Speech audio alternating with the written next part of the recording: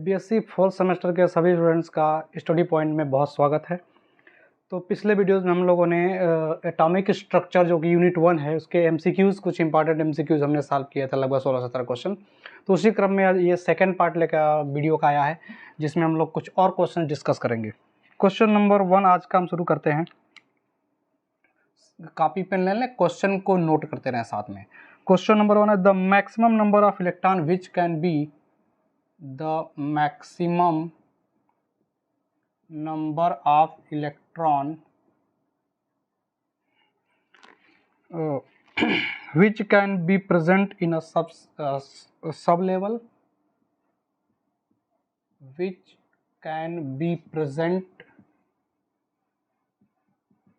in a sub level with quantum number n is equal to 3, L is equal to 1.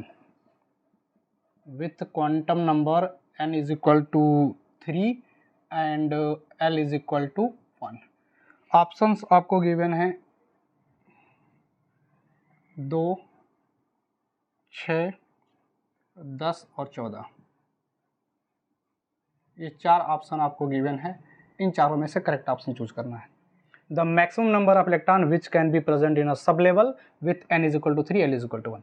यानी n is equal to 1 ऐसा कोई sub level है या ऐसी कोई एनर्जी लेवल है जिसका प्रिंसिपल क्वांटम नंबर 3 है और एजीमुथल क्वांटम नंबर 1 है, उसमें कितने मैक्सिमम इलेक्ट्रॉन रह सकते हैं, इसको हमें सॉल्व करना है। चलिए, n इज इक्वल टू 3 क्या रिप्रेजेंट करता है? हमने पढ़ा है कि principal quantum number n shell को रिप्रेजेंट करता है, KLMN ऐसे।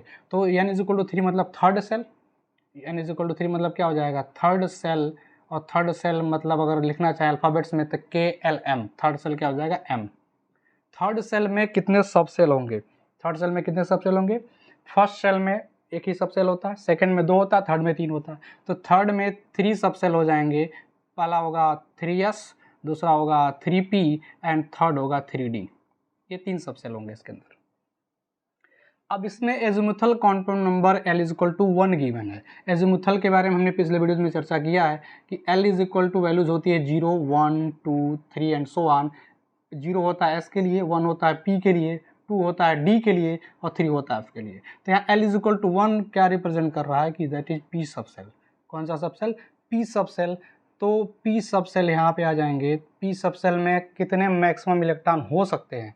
तो P सब सेल के अंदर हम जानते हैं 3 ऑर्बिटल्स होंगे। एक ऑर्बिटल में 2 इलेक्ट्रॉन हो सकता है, तो 2, 3, 6 यानी टोटल 6 इलेक्ट्रॉन्स हो जाएंगे। यानी ऑप्शन नंबर बी आपका करेक्ट हो जाएगा। ठीक है, चलिए क्वेश्चन नंबर 3 नेक्स्ट देखते हैं। 2 सेकंड क्वेश्चन आज का। Which one is based on dual nature of matter? Which one is based on dual nature of matter? Dual nature of matter मतलब जो फॉलोइंग 4 ऑप्शन दिए जाएंगे उनमें से कौन सा है जो मैटर के ड्यूअल नेचर पर है, द्वैत प्रकृति, ड्यूअल नेचर पर आधारित है, बेस्ड है। उसमें पहला ऑप्शन दिया है हाइजेनबर्ग अनसर्टेनिटी प्रिंसिपल। फर्स्ट है Heisenberg uncertainty principal, HUP short में लिख दिया। सेकंड ऑप्शन आपका है हुन्स रूल, HR लिख दिया। थर्ड ऑप्शन आपका है पाउलीज एक्सक्लूजन प्रिंसिपल, तो PEP, Pauli's exclusion principle. And चौथा ऑप्शन आपका दिया है अबाउ प्रिंसिपल, AP। ठीक है, शॉर्ट में लिखा हुआ। करेक्ट ऑप्शन चूज करना है। ड्यूअल नेचर पे कौन सा आधारित है? ड्यूअल नेचर पे कौन सा आधारित है? तो वो है हाइजेनबर्ग अनसर्टेनिटी प्रिंसिपल। ये 4 ऑप्शन आपका दिया है हाइजेनबर्ग अनसर्टेनिटी प्रिंसिपल। तो जो हाइजेनबर्ग का अनसर्टेनिटी प्रिंसिपल है ये हमारा ड्यूअल नेचर पे बेस्ड है। किस पर बेस्ड है ये? ड्यूअल नेचर पर। ठीक है, अब क्या है ये Heisenberg uncertainty principal? Heisenberg uncertainty principal क्या बोलता है? ये प्रिंसिपल ये कहता है कि अगर किसी स्मॉल पार्टिकल का कोई स्मॉल पार्टिकल है जो मूव कर रहा है, तो उसका पोजीशन और मोमेंटम एक साथ डिटरमाइन नहीं किया जा सकता। पोजीशन एंड मोमेंटम दोनों को एक साथ डिटरमाइन नहीं किया जा सकता, मोमेंटम और पोजीशन को। ठीक है। मोमेंटम के जगह पे हम लोग वेलोसिटी भी वर्ड यूज़ कर सकते हैं, अभी देखेंगे कैसे यहाँ पर वेलोसिटी भी यूज कर सकते हैं। तो हाइजेनबर्ग अनसर्टेनिटी प्रिंसिपल यही कहता है कि दोनों को एक साथ डिटरमाइन करना पॉसिबल नहीं है, और इसको मैथमेटिकली लिखा जाता है delta x into delta P is greater than और equal to H upon 4 pi, H upon 4 pi, जहाँ पर एच है प्लैंक कांस्टेंट है। डेल्टा एक्स को बोला जाता है uncertainty in position, uncertainty in position, और डेल्टा पी क्या रिप्रेजेंट करता है, अनसर्टेनिटी इन मोमेंटम। ये हाइजेनबर्ग अनसर्टेनिटी प्रिंसिपल का मैथमेटिकल फॉर्म है। ठीक है, देखें यहाँ पर मोमेंटम हम जानते हैं, मोमेंटम क्या होता है, momentum p is equal to होता है mass into velocity, mass into velocity, mass में द्रव्यमान में वेलोसिटी का गुणा कर दें। तो डेल्टा एक्स, इसको हम देखें मास इंटू वेलोसिटी से करेंगे तो मास को मेजर करने में कोई अनसर्टेनिटी नहीं होगी, उसके कोई भी पार्टिकल उसका मास मेजर कर सकते हैं इजीली, तो उसको m लिख देंगे, और साथ में जो वेलोसिटी आएगा उसमें अनसर्टेनिटी आ जाएगी delta v is greater than और इक्वल टू एच अपॉन 4 पाई। तो इस फॉर्म में भी इस फार्मूले को लिख सकते हैं, दोनों फॉर्म में याद रखना होगा, delta x into m into delta v is greater than और equal to H upon 4 pi. ठीक है, इसका मैथमेटिकल फॉर्म है। इस पे भी बेस हमें आगे 2-3 क्वेश्चन कराए जाएंगे, तो इसको भी फिलहाल याद रखेंगे अच्छे से। तो यहाँ पे ड्यूअल नेचर पे बेस पूछा था, तो Heisenberg uncertainty principal, dual nature का मतलब क्या होता है कि उसके पास पार्टिकल का भी नेचर है यानी मास का भी नेचर है, और साथ साथ वेव नेचर भी है, उसके पास क्या है, वेव नेचर भी, इसको ड्यूअल नेचर कहा जाता है। इस पर बेस्ड है हाइजेनबर्ग अनसर्टेनिटी प्रिंसिपल। ठीक है, चलें अब नेक्स्ट क्वेश्चन हम लोग करते हैं, क्वेश्चन नंबर 3। इसको मिटा देते हैं, अगर स्क्रीनशॉट लेना हो तो ले लीजिए। अब बात करते हैं नेक्स्ट क्वेश्चन की। चलिए क्वेश्चन नंबर 3 पे आते हैं। If uncertainty in position and momentum are equal. Question number 3 क्या है आज का, इफ अनसर्टेनिटी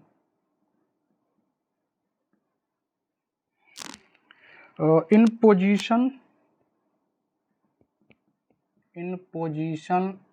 and momentum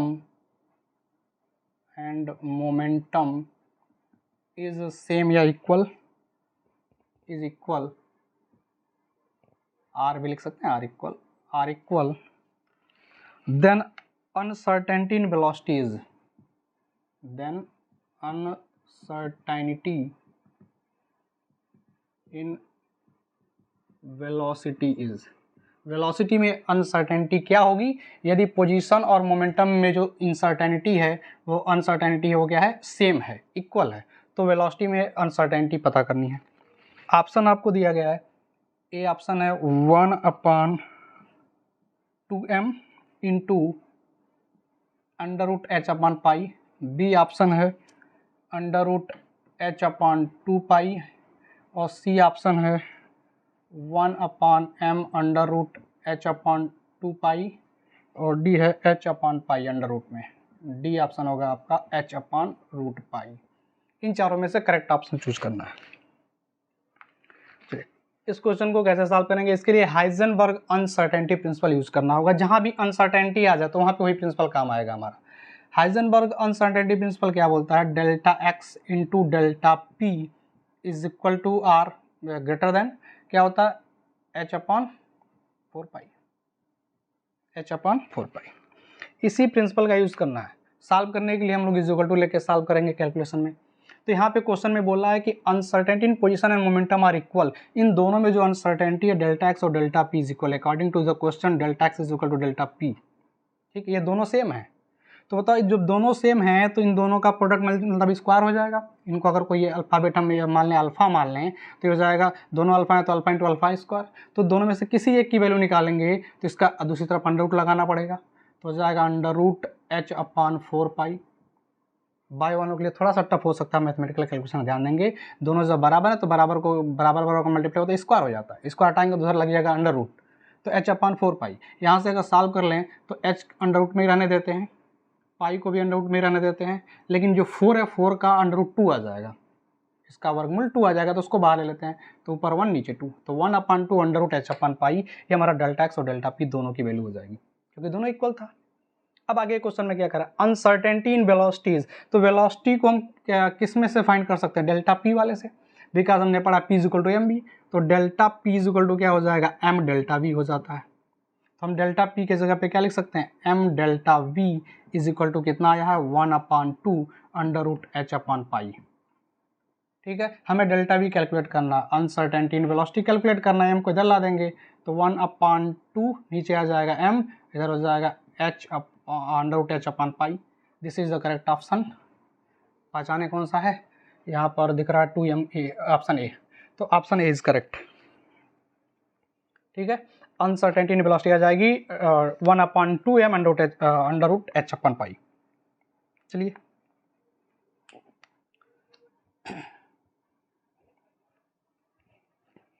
तो नेक्स्ट क्वेश्चन देखते हैं, मिटाते हैं इसको। क्वेश्चन 4 देखें अगर, question number 4, the measurement of electron position is associated with, question number 4 है, the measurement of electron position is associated with uncertainty in momentum, uncertainty in momentum, which is equal to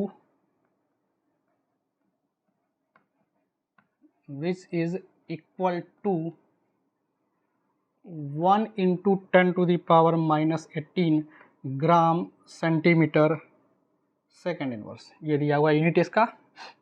the uncertainty in velocity, uncertainty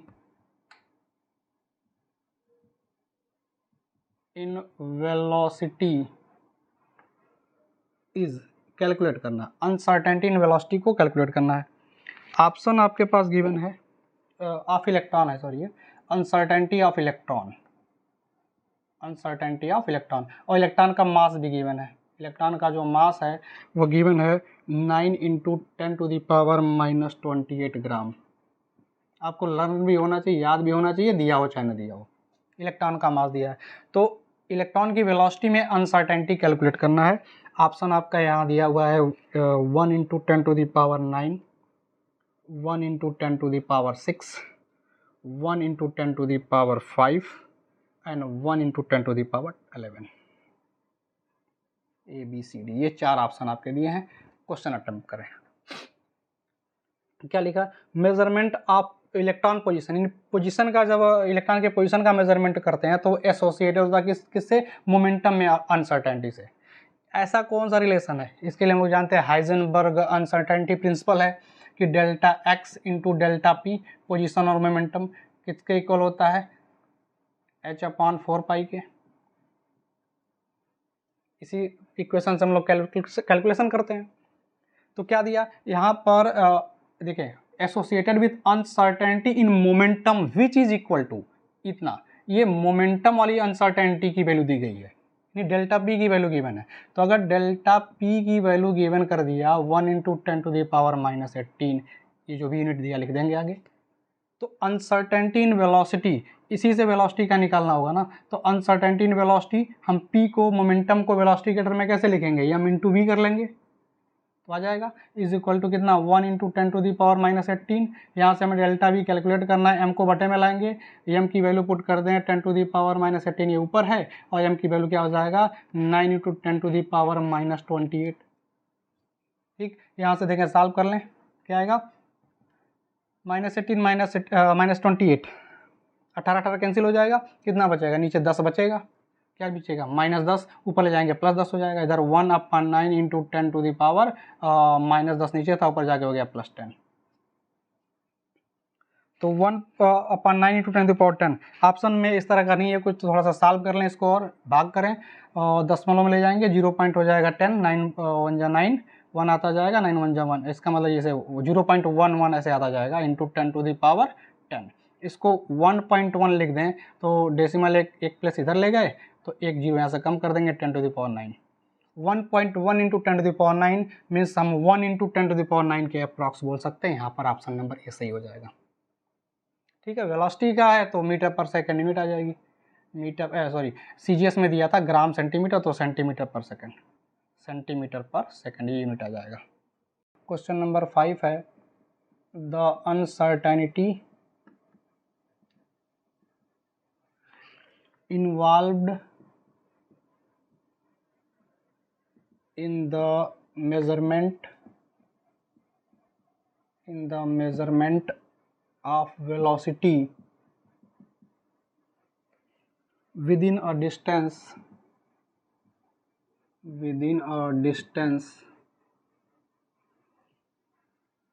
0.1 angstrom is, और given है mass of electron, mass of electron, in electron के लिए calculation पूछ रहा है, 9.11 10⁻31 kg, और Planck constant H की value भी गिवन है 6.626 इंटू 10⁻34 जूल सेकेंड, ये गिवन है। हमें इसका क्या निकालना है, वेलोसिटी में जो मेजरमेंट होगा उसमें अनसर्टेनिटी कैलकुलेट करना है। ऑप्शन अगर देखें तो ऑप्शन दिया 5.79 इंटू 10⁻6, 5.79 इंटू 10⁵, 5.79 इंटू 10⁸ और 5.79 इंटू 10⁹ मीटर पर सेकेंड में ये सारे ऑप्शन आपको दिए हुए हैं ABCD। इस क्वेश्चन को हमें सॉल्व करना है। देखिए यहाँ पे जो वैल्यूज हैं वो सेम है, सिर्फ जो 10 की पावर और डिफरेंट है, तो हमें अप्रॉक्स सॉल्व करना होगा, 10 की पावर पता कर लें बस, हमारा आंसर काम चल जाएगा। देखें कैसे करेंगे, हमें वेलोसिटी में अनसर्टेनिटी कैलकुलेट करना है और डिस्टेंस यहाँ पे दिया है, यानी पोजीशन में अनसर्टेनिटी बता दिया है। तो जो अनसर्टेनिटी प्रिंसिपल बोलता है delta x is equal to m delta v, momentum होता है, मोमेंटम को m डेल्टा v तोड़ के हम लोग लिख सकते हैं h/4π। इससे हम लोग सॉल्व करेंगे, वैल्यूज पुट करें सबकी, तो हमें डेल्टा वी कैलकुलेट करना, डेल्टा वी को यहाँ छोड़ दे, बाकी सबको राइट साइड में ले जाएं। h ऊपर h की वैल्यू है 6.626 इंटू 10⁻34 डिवाइड बाई सब कुछ नीचे आ जाएगा, 4 इंटू पाई की वैल्यू 3.14 पुट कर देंगे। यहाँ से डेल्टा एक्स नीचे आएगा, यानी 0.1 एंगस्ट्रॉम, जिसको मीटर में कन्वर्ट करेंगे क्योंकि सारा MKS में दिया हुआ है, यहाँ मीटर पर सेकेंड में भी ऑप्शन दिया है, तो एंगस्ट्रॉम को मीटर में बदलने, 0.1 एंगस्ट्रॉम इज इक्वल टू हो जाएगा 0.1 इंटू 10⁻10 मीटर। 1 मीटर में 10⁻10 एंगस्ट्रॉम होता है और 1 एंगस्ट्रॉम में 10⁻10 मीटर होता है। इसको सॉल्व करेंगे तो हो जाएगा 1 इंटू 10⁻, इसको 1 लिखा तो मतलब 10 से मल्टीप्लाई किया, तो इसमें 10 से डिवाइड करेंगे तो -11 हो जाएगा, तो 1 इंटू 10⁻11 मीटर। तो चलें उसकी वैल्यू पुट कर दें, डेल्टा एक्स की इधर आ जाएगा, तो 1 इंटू 10⁻11, ठीक है। और मास, इलेक्ट्रॉन का मास भी यहाँ नीचे आएगा, तो मास कितना है 9.1 इंटू 10⁻31।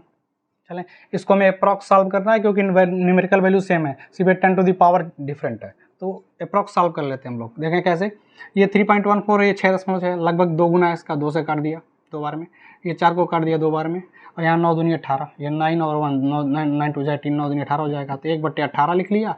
और 10 की पावर देखें तो -31 है, -34 है, और ये -11 है, तो -31 है, 31 और 11 कितना हो गया, ये 42, 31 और 11 42, 10⁻34 ऊपर, 10⁻42 नीचे, 34 कैंसिल हो जाएगा, नीचे कितना बचेगा 8, ऊपर ले जाएंगे क्योंकि 10⁻8 है, ऊपर ले जाएंगे तो हो जाएगा 10⁻+8 हो जाएगा, नीचे से ऊपर जाने पर पावर का साइन चेंज हो जाता है।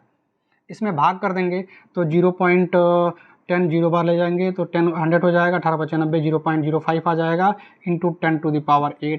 इसको अगर 5 पॉइंट करके लिखें तो डेसिमल को 2 प्लेस लेकर राइट साइड में, तो इसमें क्या करना, 100 से उड़ा हुआ तो 100 से इसमें भाग कर देंगे तो हो जाएगा 10⁶ मीटर पर सेकेंड। मैथ वालों के लिए कैलकुलेशन आसान है, बायो वाले थोड़ा सा फोकस करना पड़ेगा, ध्यान देना पड़ेगा।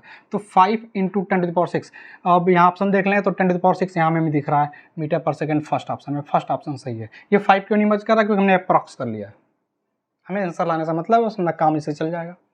चलिए तो समझ में आ गया क्वेश्चन। चलें क्वेश्चन नंबर 6 आगे बढ़ते हैं। क्वेश्चन नंबर 6 पे इसको मिटा देते हैं। कपड़ा कहाँ गया?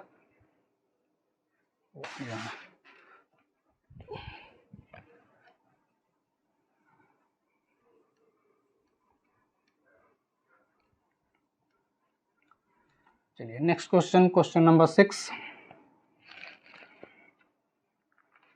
The value of Planck constant is, Planck constant की वैल्यू किया है, क्वेश्चन नंबर कितना था 6। प्लैंक कांस्टेंट की वैल्यू क्वेश्चन में गिवन है 6.63, 6.63 कुछ भी दिया, जो भी दिया रहा है वो रखेंगे, इंटू 10⁻⁻34 जूल सेकेंड। ठीक, एंड लाइट की स्पीड दी गई है c is equal to 3 into 10⁸ metre per second. ये लाइट की स्पीड दे दिया है। कर wavelength of quantum of light with frequency. हाँ, क्या पूछ रहा है हमसे? वेवलेंथ ऑफ क्वांटम या quanta of light with frequency f is equal to, इसका गिवन है 8 into 10⁻⁻1 second inverse, 8 into 10⁻⁻1 second inverse. Frequency को म्यू से भी लिख सकते हैं,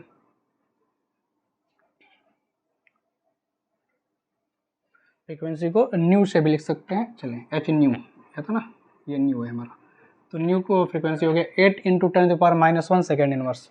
ये इतना गिवन है। क्या पूछ रहा है? वेवलेंथ पूछ रहा है, वेवलेंथ फाइंड करना है। कह रहा है इसका वेवलेंथ फाइंड करें, इसके आगे क्वेश्चन मार्क है, ये वेवलेंथ कैलकुलेट करना है इसका in nanometre. Calculate the wavelength of quanta of light in nanometre which with frequency 8 into 10⁻⁻1, जिसकी फ्रीक्वेंसी इतनी है उसका वेवलेंथ कैलकुलेट करना इन नैनोमीटर। ध्यान देंगे, वेवलेंथ किस में कैलकुलेट करने के लिए बोल रहा है? इन नैनोमीटर में,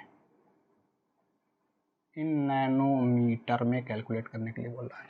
ऑप्शन आपके पास है 4 into 10⁻7, 3 into 10⁻7, 2 into 10⁻⁻25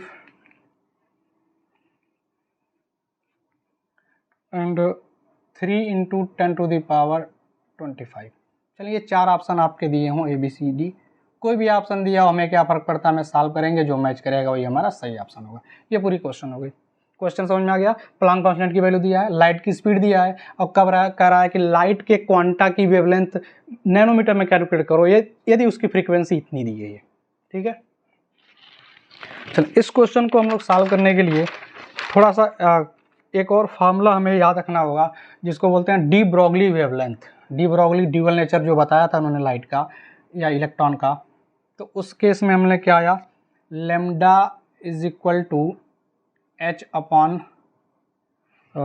M v, lambda is equal to h upon M we. ये हमारा है डी ब्रोगली वेव इक्वेशन। ये क्या है? डी ब्रोगली का इक्वेशन है। ये वेवलेंथ है, वी वेलोसिटी है, मास h प्लैंक कांस्टेंट है। इस फार्मूले का हमें यूज़ करना होगा। चले यहाँ पर देखें, जो हमें लाइट के क्वांटा की बात कर रहा है, तो लाइट का जो क्वांटा होगा वो लाइट की स्पीड से ही ट्रैवल करेगा, तो स्पीड हो जाएगा m इंटू सी। ये जो पार्टिकल के लिए है डी ब्रोगली इक्वेशन, पार्टिकल के लिए है, तो पार्टिकल की वेलोसिटी, और जब क्वांटा ले रहे हैं तो वो भी तो लाइट भी ड्यूअल नेचर होता है, वो भी पार्टिकल की तरह बिहेव करता है, तो अगर उसकी वेलोसिटी लेंगे तो यहाँ पे c हो जाएगा। लाइट की वेलोसिटी c होती है, जिसकी वैल्यू 3.8 इंटू 10⁻⁻8 या 3 इंटू 10⁻8 मीटर पर सेकेंड वो भी दिया है, तो h अपॉन एम सी हम लिख सकते हैं लेमडा के जगह पर। ठीक है, और देखें मास एनर्जी इक्विवेलेंस हमने पढ़ा is equal to M C square. Mass energy equivalence Einstein का इक्वेशन है, is equal to M C square. तो इस फार्मूले से अगर हम देखें, चलें एक ये हो गया, और एक फार्मूला हम लोग जानते हैं E is equal to H nu, is equal to H nu. ये क्या है? ये क्वांटा की एनर्जी है, nu is the frequency, H is Planck constant, is energy. तो इन फार्मूलों का हम लोग यूज़ करेंगे इस क्वेश्चन को सॉल्व करने के लिए। इसमें से जिसकी ज़रूरत पड़ेगी उसको यूज़ करेंगे। चलें तो देखें क्या होगा। अब देखें दोनों एनर्जी है तो दोनों इक्विवेलेंट हो जाएंगी, दोनों को इक्वल कर लें, H nu is equal to M C square हो गया। ठीक है, H nu is equal to M C square आ जाएगा। यहाँ पे हम देखें एम सी स्क्वायर को तोड़ के लिख देते हैं एम सी इंटू सी, क्या लिख दिया एम सी इंटू सी, इसे तोड़ के लिख दिया, इधर हो गया एच न्यू। अब यहाँ से देखिए हम एम सी के प्लेस पे क्या रख सकते हैं, यहाँ से इस फार्मूले से अगर एम सी की वैल्यू निकालूँ मैं तो M C is equal to क्या आ जाएगा एच अपॉन लेमडा, तो यहाँ इसके जगह पे क्या रख दिया एच अपॉन लेमडा इंटू सी, इधर हो गया एच न्यू। यहाँ से एच ने एच को कैंसिल कर दिया तो क्रॉस मल्टीप्लाई कर सकते हैं, तो nu lambda is equal to C आ जाएगा, nu lambda is equal to C आ जाएगा।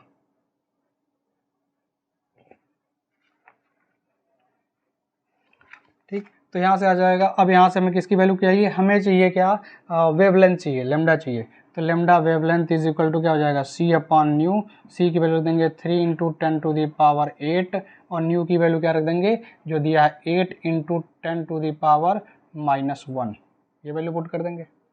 ठीक, यहाँ से देखें इसको सॉल्व करें तो ये -1 है ना, नीचे ऊपर जाएगा तो क्या हो जाएगा +1 हो जाएगा, तो 8 ऊपर है, एक हो जाएगा 9 हो जाएगा, तो 3/8 इंटू 10 टू दी पावर 9। ठीक है, अब देखें इसको और सॉल्व कर लेते हैं, 8 से डिवाइड कर दें 3 को तो 0 टाइम जाएगा 30, 8 3 24 है 8 3 24 है 60, 8 7 56, चलो ठीक है, ये 10 टू दी पावर 9 इतना हमारा आ रहा है। ये भी किस में आएगा, ये एमकेएस में यूनिट दी गई है तो ये आएगा मीटर में, इसको में बदलना है नैनोमीटर में, 1 मीटर में होता है 10 to the power 9 nanometre, 1 metre में कितने मीटर होते हैं 10 टू दी पावर 9 नैनोमीटर होते हैं। तो इसके अकॉर्डिंग जब इसको सॉल्व करेंगे तो 0 पॉइंट, इसको देखें एक मिनट और, इसको हम लिख सकते हैं 3.7 इंटू 10 टू दी पावर 8, एक हाँ देखिए एक दशमलव लेके मतलब 10 से उड़ा के 10 से भाग दे दिया इसमें 10 टू पावर 8, इसको अब नैनोमीटर में बदलेंगे तो 10 टू दी पावर 9 से मल्टीप्लाई हो जाएगा और 9 8 हो जाएगा 17, तो 3.7 इंटू 10 टू दी पावर 17, इसको अप्रॉक्स अगर देखें तो 3.7 को 4 लिख सकते हैं, 4 इंटू 10 टू दी पावर 17, तो जो ऑप्शन में होगा 4 इंटू 10 टू दी पावर 17 वही ऑप्शन सही होगा। 4 इंटू 10 टू दी पावर 17 कहाँ पे दिख रहा है, ये सॉरी ये 17 है, ये ऑप्शन ए आपका करेक्ट हो जाएगा, दिस इज करेक्ट ऑप्शन। तो ये फार्मूला थोड़ा इस तरह से डिराइव करना होगा, या फिर एक शार्ट ट्रिक से भी शार्ट फार्मूले में इसको याद रख सकते हैं, जैसे पढ़ा भी होगा आपने v equal to N lambda करके, इंटरमीडिएट फिजिक्स में बताया जाता है v equal to N lambda, v is the velocity, तो यहाँ लाइट के लिए यूज़ करेंगे तो लाइट की वेलोसिटी c कर देंगे, n इज फ्रीक्वेंसी, फ्रीक्वेंसी को हम न्यू से लिख रहे हैं बस, c is equal nu lambda, तो यहाँ से आ जाएगा lambda is equal to c upon nu, यही फार्मूला है, यहीं से आया, डायरेक्ट याद कर सकते हैं v equal to N lambda या c equal to nu lambda, direct आ जाएगा आपका आंसर, या इससे भी ड्राइव करके ला सकते हैं। चलिए, तो ये क्वेश्चन भी कंप्लीट हो गया। अब आते हैं अगले क्वेश्चन पर।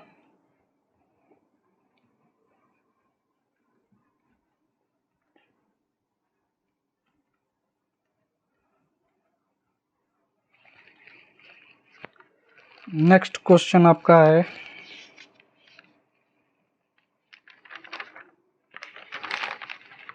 Question number 7, the de Broglie wavelength of a particle with mass 1 ग्राम। क्या पूछ रहा है, de Broglie wavelength, de Broglie wavelength of particle of mass या with mass जो भी दिया हो 1 ग्राम and velocity 100 metre per second, and velocity 100 metre per second, ये गिवन है। ठीक है, इसका कैलकुलेट करना है हमें, क्या वेवलेंथ कैलकुलेट करना है। ऑप्शन आपको दे दिया गया 6.63 इंटू 10 टू दी पावर -33, फिर 10 to the power -34, 10 to the power -35 and 10 to the power -36, आगे वही है 6.63, सब में है। ये 4 ऑप्शन दिए गए हैं, मीटर में ये आंसर आपका है, सभी ऑप्शन मीटर में दिए गए हैं, सही ऑप्शन आपको चूज करना है कौन सा सही होगा। चले, डी ब्रॉगली वेवलेंथ के लिए जो फार्मूला है lambda is equal to, de Broglie equation लिखेंगे तो lambda is equal to H upon M we, ये हमारा। इसमें देखें अगर मास और वेलोसिटी गिवन है तो इस फार्मूले से लग जाएगा, मास वेलोसिटी गिवन है क्वेश्चन में, हाँ गिवन है, मास वेलोसिटी दोनों गिवन है। एच इज इक्वल टू क्या रख देंगे 6.6 into 10 to the power -34 approx लिख लें, अप्रॉक्स आंसर मिल जाना चाहिए बस। m क्या है, मास, मास कितना 1 ग्राम, ग्राम को बदलना पड़ेगा किसमें, किलोग्राम में, तो 10⁻³ हो जाएगा। 1 किलोग्राम में 1000 ग्राम होता है, तो 10⁻³ हो गया। इनटू वेलोसिटी कितना गिवन है, 100 मीटर पर सेकंड, 100 मीटर पर सेकंड, 100 मतलब 10⁻², तो यहाँ पे 10⁻⁻1 बचेगा। इस -1 को ऊपर ले जाएंगे तो +1 हो जाएगा, तो यहाँ बचेगा 33 माइनस में 6.6 इंटू 10⁻³ ये हमारा आ जाएगा किसमें, एम के सिस्टम में जाएंगे तो वेवलेंथ आ जाएगा मीटर में, metre 6.6 10⁻³ -33 is correct option, that is option A, option A आपका करेक्ट है। Next question, question number 8, question number 8 क्या कहता है, the energy of photon is, energy of photon is, चलो ईपी लिख दिया, energy of photon is 3.03 into 10⁻⁻19 joule, energy of photon दिया है। Wavelength of photon is, wavelength of photon is, lambda P is calculated, calculate करना है। Energy of photon दिया, lambda calculate करना है, वेवलेंथ कैलकुलेट करना है। ऑप्शन आपके हैं, ए ऑप्शन है 6.56 नैनोमीटर में गिवन है सारे ऑप्शन, बी इज 65.6 और C is 656 and D is 0.656 nanometre. ये 4 ऑप्शन दिए गए हैं, चारों में करेक्ट ऑप्शन चूज करना है। पहले क्वेश्चन को सॉल्व कर लेंगे। क्या दिया, एनर्जी दिया है, वेवलेंथ पूछ रहा है। एनर्जी और वेवलेंथ में क्या रिलेशन है, तो अभी हमने यूज़ किया था पीछे, E is equal to H nu, E is equal to H nu पहले लिख लेंगे।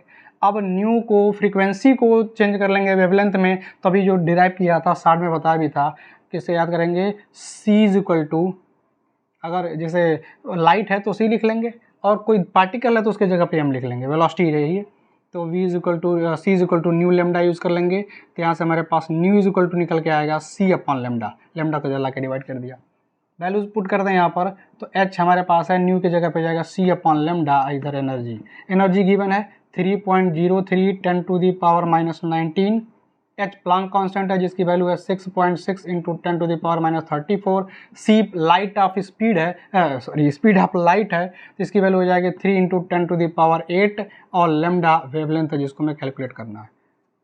अप्रॉक्स नंबर सॉल्व कर लें, अभी देखें आंसर मिल जाएगा लगभग लगभग। देखें यहाँ पे -34 और 8 दोनों को ऐड करें तो -34 और 8 क्या हो जाएगा, 34 और 8 26, ये हो जाएगा 10⁻26, 10⁻26। अब इधर -26 और -19, 19 कट जाएगा तो बचेगा -7, इधर बचेगा 3.03, इधर बचेगा 6.6 और इंटू 3 इंटू 10⁻⁻7 ये बच रहा है। लेमडा में चाहिए, लेमडा को इधर भेज देते हैं, 3.03 को इधर ला के डिवाइड कर देते हैं, 3.03, ठीक है। अब अप्रॉक्स में अगर हम आंसर, अच्छा इसमें डेसिमल में दिया है पूरा, चले तो भाग करना पड़ेगा भाई। इसमें देखें लगभग अगर देखते हैं तो हाँ लगभग अप्रॉक्स ले काम चल जाएगा अपना, 3.03 और 6.6 लगभग 2 गुना है, या 3 से 3 काट सकते हैं, लगभग बराबर है, तो 6.6 के आसपास। देखो अप्रॉक्स हम आंसर लाते हैं 6.6 इंटू 10⁻⁻7, ये आ गया मीटर में, हमें आंसर चाहिए नैनोमीटर में, मीटर में नैनोमीटर में चाहिए तो 10⁹ से मल्टीप्लाई कर देंगे, अब किस में आ जाएगा, नैनोमीटर में। 9 और 7 देखें तो -7 है तो 2 आ जाएगा ना, तो 6.6 इंटू 10⁻², 2 का मतलब डबल जीरो बढ़ेगा, 10 डेसिमल जो होगा 2 प्लेस खिसकेगा, तो 6 एक डेसिमल और आ जाएगा, इसका मतलब कितना आ गया 660, यानी 3 अंक दशमलव के लेफ्ट साइड में चाहिए, डेसिमल के लेफ्ट साइड में 3 अंक चाहिए, 3 डिजिट चाहिए, यहाँ पे दिख रहा है 656, बाकी सब में 1 अंक पे 2 अंक पे 0 अंक पहले डेसिमल है, तो ये आपका ऑप्शन सही होगा, सी करेक्ट ऑप्शन हो जाएगा, सी इज करेक्ट ऑप्शन। चलिए नेक्स्ट क्वेश्चन आप देखते हैं हम लोग।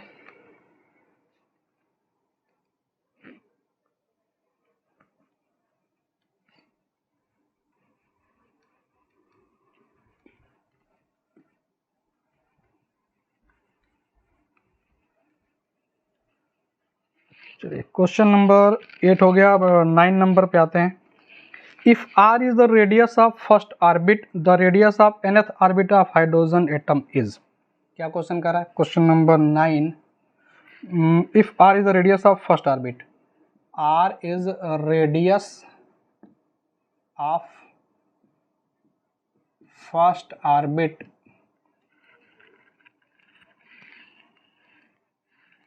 The radius of nth orbit of hydrogen is given by, तो क्या पूछ रहा है, radius of nth orbit of hydrogen atom is given by, चार ऑप्शन आपको दिए जाएंगे, R N square, R N, R upon N and R square N square. ये चार ऑप्शन में आपको चूज करना है कौन सा करेक्ट है ABCD में। फर्स्ट ऑर्बिट को आर बोल रहा है, nth ऑर्बिट कैलकुलेट करना फॉर हाइड्रोजन एटम, ठीक है। चलें, इसके लिए हम जान लें कि अगर बोहर्स थ्योरी के अकॉर्डिंग जो इलेक्ट्रॉन सर्कुलर ऑर्बिट में रिवॉल्व कर रहा है तो उस किस ऑर्बिट का रेडियस कितना होगा, इसके लिए जो फार्मूला आता है वो है Rn is equal to, learn करना याद होना चाहिए, 0.529 into 10⁻⁻8 n square upon Z, n square upon Z, ये फार्मूला आपको याद होना चाहिए। अगर ऐसे क्वेश्चन को सॉल्व करना तो ये फार्मूला रटा होना चाहिए। डायरेक्ट फार्मूला बेस्ड क्वेश्चन भी आ सकता है, डायरेक्ट पूछ देगा कौन, इसी फार्मूले को चेंज करके 3 में फॉल्स कर देगा, 1 में सही कर देगा, पूछेगा कौन सा सही है, तो इस फार्मूले को याद रखें। यहाँ पर देखें n क्या है, n is the number of orbit, कौन से ऑर्बिट के लिए कैलकुलेट करना चाहते हैं, और z क्या है, atomic number of the atom, atomic number of the atom. तो यहाँ पे हाइड्रोजन के लिए बोल रहा है, हाइड्रोजन का एटॉमिक नंबर कितना होता है 1, हाइड्रोजन के लिए z हटा देंगे 1 हो जाएगा, तो Rn इज इक्वल टू हो जाएगा 0.529 इंटू 10⁻⁸ इंटू n स्क्वायर।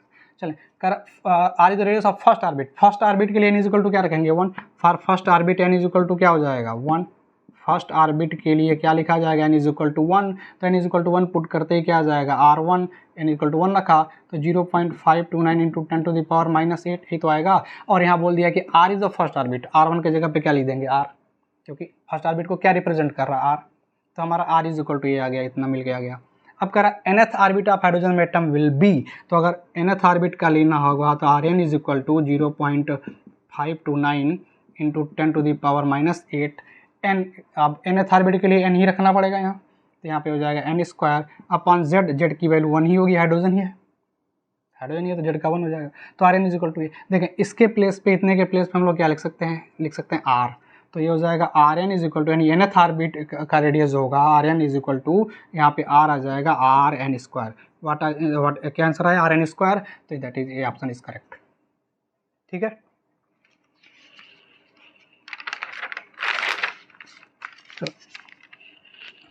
आज का लास्ट क्वेश्चन इस वीडियो का हम लोग पढ़ेंगे क्वेश्चन नंबर 10।